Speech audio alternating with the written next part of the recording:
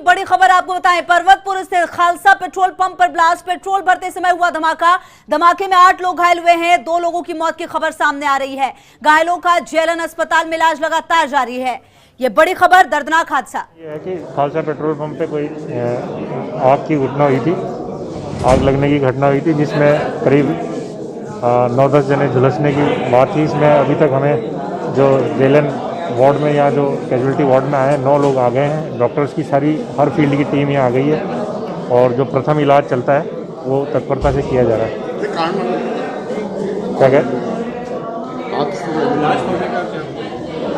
Detail सूचना मेरे पास नहीं है, मेरे पास मरीजों के लिए सूचना आई थी, जो उनके हेल्थ के हिसाब से हम यहाँ आए हैं कोतवाली से।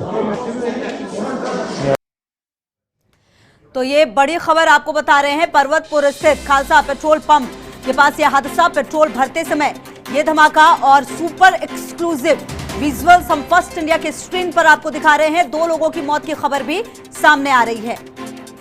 अजमेर से इस वक्त की यह बड़ी खबर और बड़े सवाल ये भी कि आखिरकार किस तरीके से ये पूरा घटनाक्रम हुआ है। जो घायल हैं उनकी स्थिति क्या बनी हुई है, उनको किस तरीके का इलाज दिया जा रहा है और भगदड़ की स्थिति आप देखिए अस्पताल में। कोशिश और कवायद यही कि जो घायल है उनको जल्द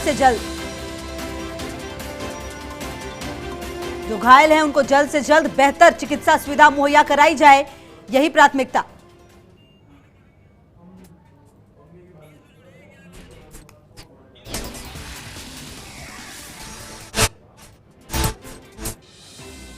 और हीरालाल जी हमारे साथ जुड़ गए हैं बातचीत करने के लिए। हीरालाल जी, इस पूरे घटनाक्रम के बारे में क्या कुछ पूरी जानकारी है, कैसे यह हादसा हुआ है, कितने लोग घायल हुए हैं?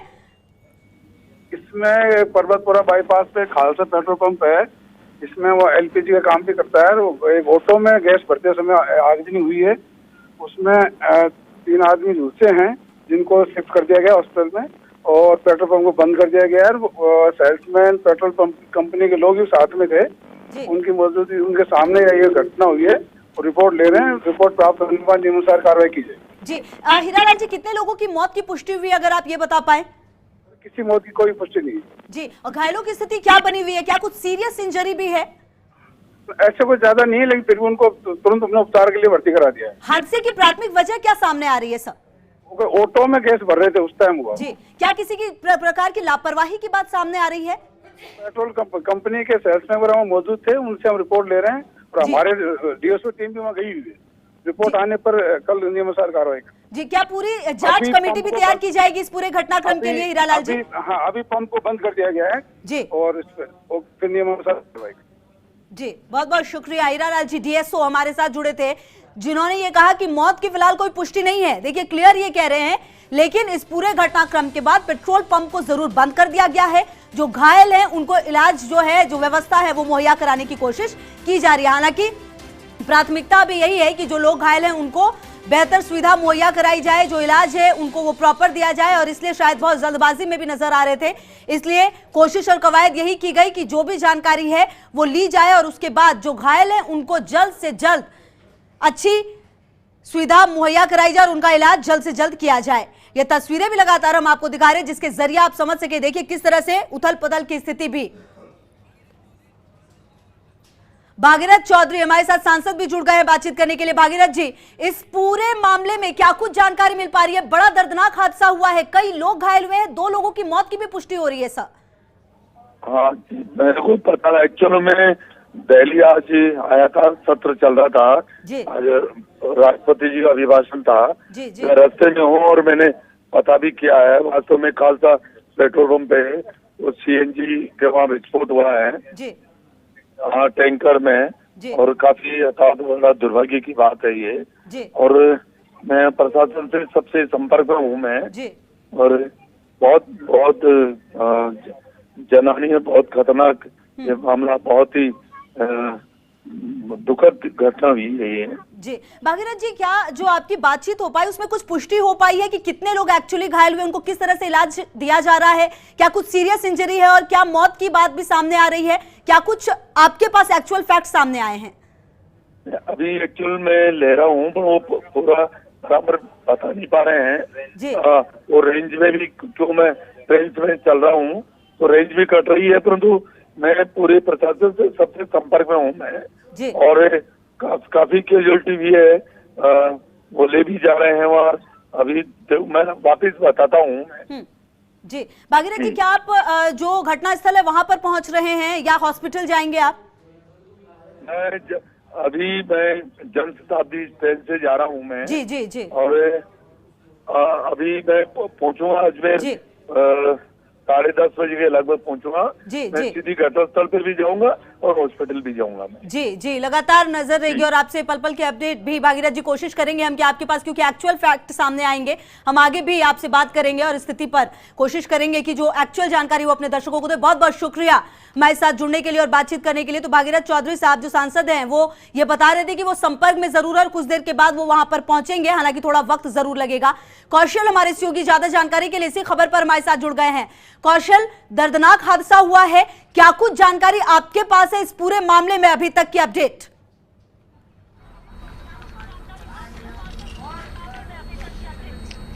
जी देखिए, निश्चित रूप से एक बहुत दर्दनाक हादसा हुआ है। यह हादसा उस वक्त हुआ पेट्रोल पंप पर जब एक जो एलपीजी का जो टैंकर था वो अनलोड किया जा रहा था और उसी दौरान एक भयानक हादसा होता है। और इस हादसे के अंदर जो फायर ब्रिगेड की गाड़ी यहाँ पर जो खड़ी हुई है इसकी आईओसी की, उस गाड़ी के अंदर जो ड्राइवर और एक अन्य स्टाफ जो बैठा था वो कुछ ही पल में इतने भयंकर तरीके से और इतना अचानक ये सब कुछ हुआ कि उनको संभलने का मौका भी नहीं मिला और वो यहाँ पर एक तरह से कहना चाहिए कि वो बेचारे कोयले के ढेर में तब्दील हो गए। आप देख पा रहे हैं, कैमरा पर्सन उस नज़ारे को दिखा रहे हैं, उस भयानक नज़ारे को दिखा रहे हैं जो बर्निंग के हालात बता रहा है। मतलब बर्निंग एक तरह से ये वो टैंकर है जिसके अंदर एलपीजी अपलोड एंड डाउनलोड किया जा रहा था। निश्चित रूप से एक बहुत बड़ा हादसा है और इसके पीछे जो कहीं ना कहीं जिम्मेदार लोग, आप देख पा रहे हैं कि किस तरह से जो गाड़ी का इंजन है इसके ऊपर जो ये रखा हुआ है, ये लुगदी का जैसा दिखाई दे रहा है, ये निश्चित रूप से किसी चीज़ का हिस्सा है। आप देख पा रहे हैं कि गाड़ी का जो स्टीयरिंग है वो स्टीयरिंग भी जलकर बुरी तरह से खाक हो चुका है। तो अंदाज़ा इसी से लगाया जा सकता है कि अग्निकांड कितना भयानक था, कितना इंटरनल एकदम विस्फोट हुआ। और विस्फोट के बाद जो गाड़ी की स्थिति है वो देख पा रहे हैं कि इसके ऊपर की छत तक उड़ गई गाड़ी की। अपने आप में एक बहुत बड़ी घटना हुई है और निश्चित रूप से ये घटना जो है वो कई पेट्रोल पंप पर जो होने वाली सावधानियां हैं या जो सुरक्षा के इंतजाम है उन सबके ऊपर सवालिया निशान लगा रही हैं। कहीं ना कहीं इसके अंदर निश्चित रूप से सरकारी मशीनरी जो पूरे इस मामले को देखने वाली है वो भी कहीं ना कहीं दोषी साबित हो रही है। जी कौशल, इस पूरे मामले में क्या खबर ये मिल पा रही है कि कितने लोग घायल हुए हैं, उनकी क्या स्थिति और किस हॉस्पिटल में उनका इलाज किया जा रहा है?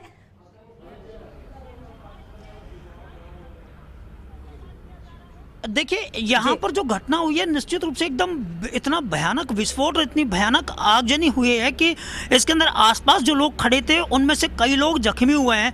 बताया जा रहा है कि 8 से 10 लोग इसमें जख्मी हुए जो आसपास खड़े हुए थे और उसी के साथ जो 2 इस गाड़ी के अंदर सवार थे जो हम लोग दिखा रहे हैं, ये इंडियन ऑयल की जो गाड़ी है, इस गाड़ी के अंदर जो 2 जने बैठे थे वो जलकर खाक हो गए, यानी कि उनकी मौत की सूचना भी आ रही। हालांकि पुलिस के जो अधिकारी हैं फिलहाल इस पूरे घटनाक्रम को लेकर सिर्फ यही कह रहे हैं कि अभी हमें पूरे मौके की स्थिति देखनी दीजिए, उसके बाद ही कुछ कह पाएंगे।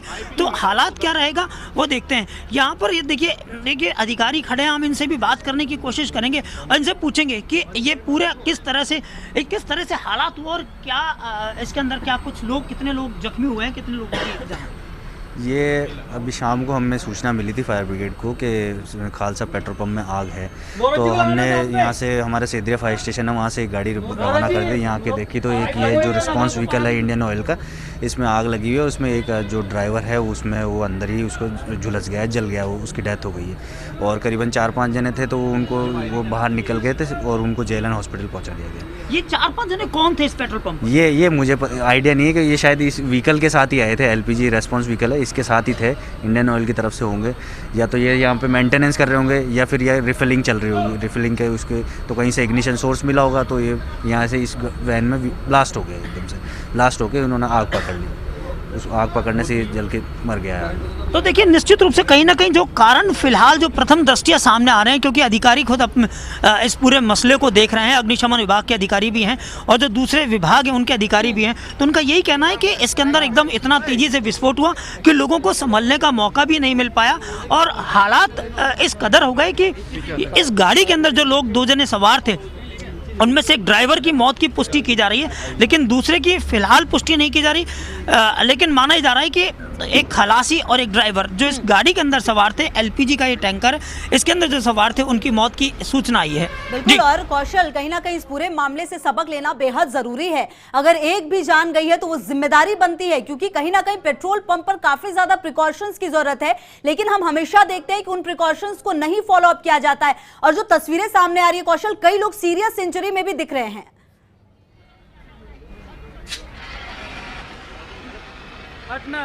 जी बिल्कुल, आप सही कह रहे हैं कि जिस तरह के हालात बने हैं, जिस तरह की स्थितियां ये दिख पा रही हैं, तो निश्चित रूप से जिम्मेदारी जो है वो यहाँ पर बहुत ज़्यादा बन जाती है। क्योंकि अक्सर हम देखते हैं कि जब पेट्रोल पंप पर कोई फ़ोन आता है तो फ़ोन रिसीव करने के लिए भी पेट्रोल पंप जो कर्मी है वो कभी चिल्ला जाते हैं, लोगों पर नाराज़ हो जाते हैं कि यहाँ पर मोबाइल भी ऑन ना कीजिए। और वहीं पेट्रोल पंप पर ब्लास्ट की इतनी बड़ी घटना होना अपने आप में बहुत सारे सवालों को खड़ा कर रहा है कि जिम्मेदार जो लोग हैं वो आखिर किस तरह से अपनी जिम्मेदारी निभा पा रहे हैं, क्या वो देख पाते हैं या नहीं देख पाते हैं। अनदेखी का जो आलम है वो अपने आप में एक नई कहानी बयां कर रहा है। तो निश्चित रूप से बहुत बड़ा सबक लेने की इस घटना ने जरूरत पैदा की है। जी कौशल, क्या आपके किसी अधिकारी से बात हुई? क्या कोई जांच कमेटी बनेगी? हालांकि पहले तो प्राथमिकता ये है कि जो घायल है उनको सही इलाज मिल पाए।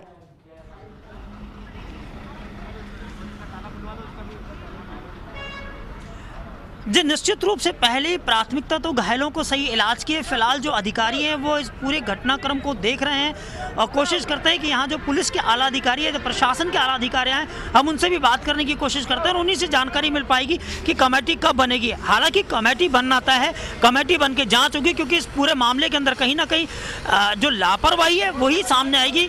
क्योंकि अक्सर इस पेट्रोल पंप पर इस तरह के जो एलपीजी है उसकी डाउनलोडिंग अपलोडिंग होती है, लेकिन आज ऐसी क्या वजह रही कि इतनी बड़ी घटना एक काल के रूप में आई और इसमें कुछ लोगों को अपनी जान से हाथ धोना पड़ा। तो निश्चित रूप से कमेटी का और जांच जो होगी वो वृहद स्तर के दायरे पर होगी, क्योंकि इस तरह के अजमेर के अंदर और भी कई पेट्रोल पंप हैं जहां पर एलपीजी जो है वो डिस्ट्रीब्यूट की जाती है। जी ये भी एक बात कौशल जानने वाली है कि ये जो पेट्रोल पंप है वो घनी आबादी से कितनी दूर है, क्योंकि जो हम विजुअल्स देख पा रहे हैं उससे ये लग रहा है कि ये थोड़े से अलग इलाके में है। अगर ये कहीं भी घनी आबादी में होता तो और ज्यादा प्रॉब्लम क्रिएट हो सकती थी।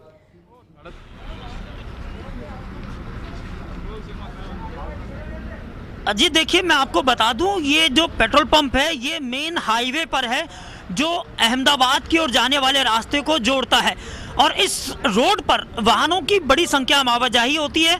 और यहाँ जो बस्ती है वो आवासीय बस्ती तो नहीं है, लेकिन व्यावसायिक रूप से यहाँ पर कई बड़े शोरूम हैं, कई बड़ी दुकानें हैं और ख़ासतौर पर इस पेट्रोल पंप पर क्योंकि ये हाईवे पर बना हुआ है तो यहाँ पर आने जाने वाले जो वाहन हैं उनकी संख्या अधिक रहती है। यह गनीमत है कि उस समय शायद यहाँ पर कोई ज़्यादा वाहन नहीं होंगे, अन्यथा कोई बहुत बड़ी घटना अगर घट जाती तो उसको रोका जाना संभव नहीं हो पाता। जी बिल्कुल, और लगातार हम तस्वीरें भी दिखा रहे हैं कौशल, भयानक हादसा रहा। क्या आपकी किसी प्रत्यक्षदर्शी से बात हो पाई इस दौरान कौशल, जिसने ये पूरा घटनाक्रम बताया और जिसकी आंखों के सामने ये पूरा घटनाक्रम हुआ?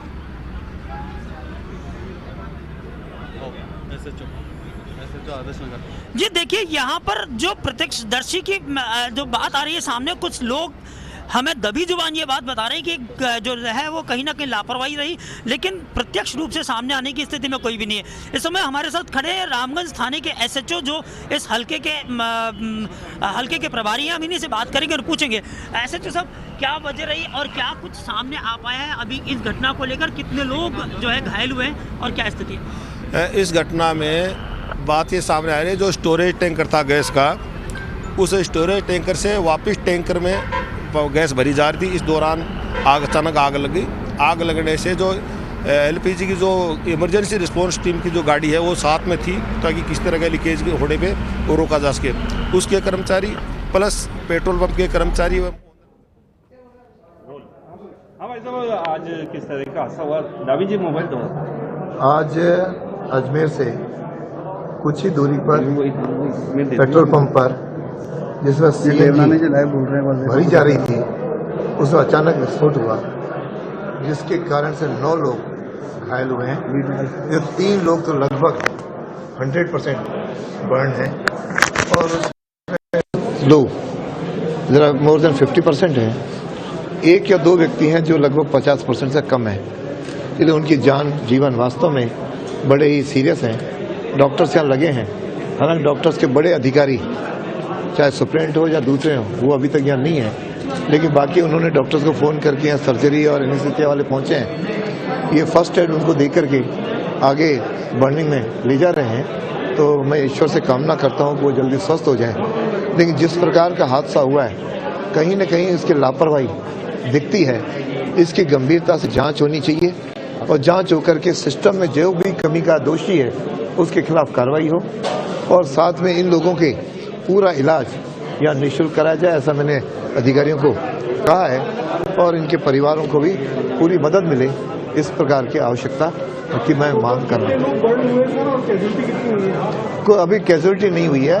9 लोग बर्न हुए हैं, जिसमें से 3 लोग लगभग 100% बर्न है और 5 लोग मोर देन 50% बर्न है और 1 या 2 व्यक्ति वो 50% से कम है।